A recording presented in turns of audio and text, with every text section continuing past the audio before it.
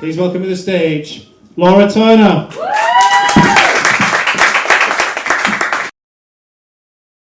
It's my first Saturday gig in central London, you know, just off Piccadilly.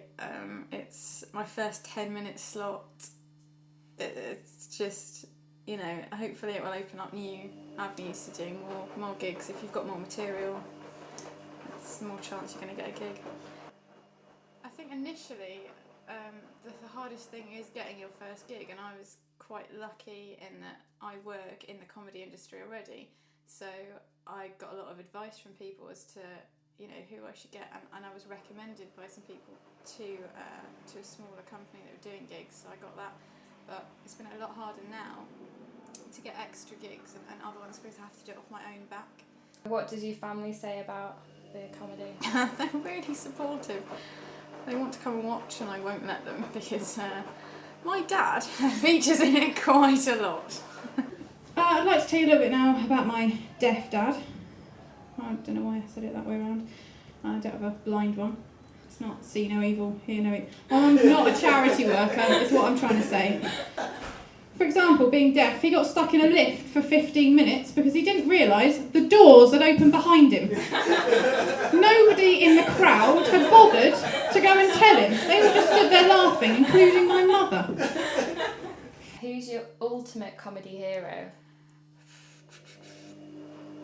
I'd have to go, and I'd have to say Robin Ince. I think he's hilarious. What's your favourite heckle put down that you've heard? If I wanted to hear from an arsehole, I'd have farted. From Steve Pemberton from League of Gentlemen, actual tears fell down my face. Have you been heckled yet? No. Okay. Now I'm quite scared that I might be.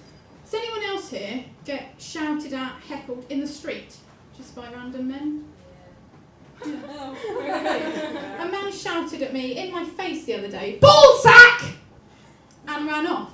Now, I tried to be nice, I thought I'd excuse him, maybe. He's got Tourette's. I did some research on Tourette's. They shout out what they think from what they see. Does my face look like a wrinkly ballsack? You laughed, no one said no. Do you find it quite hard picking out what to wear, you know, to make sure you make the right impression? Well, I was given advice that you shouldn't attempt to look attractive as a female comedian, because if people think that, then they won't laugh at your jokes. So I attempt to look as much like a dyke as I can.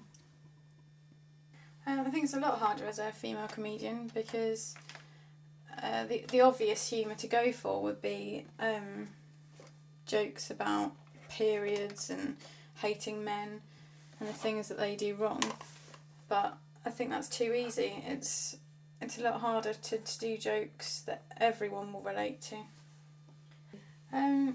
I think a lot of what people know about stand-up is the big acts on telly, and they make it look really easy, you know, especially a lot of the observational comedians will, you know, just make it like they're walking down the street, saw that was amazing.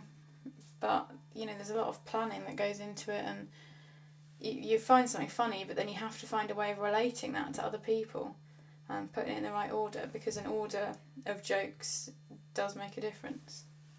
I just finished by telling you one sort of last story. I went to the dentist last week and they polished my teeth, and he said to me, "There's the sink if you want to have a rinse." So I went, "No, it's okay." Because for me, it turns into the rinse, spit and dribble. It's embarrassing.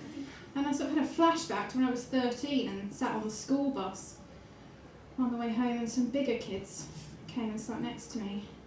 And they said, "Do you spit or swallow?" And I went, "Oh, I swallow, obviously, because I don't like it when it dribbles down my chin." And on reflection, I shouldn't have asked my mum the same question when I got home.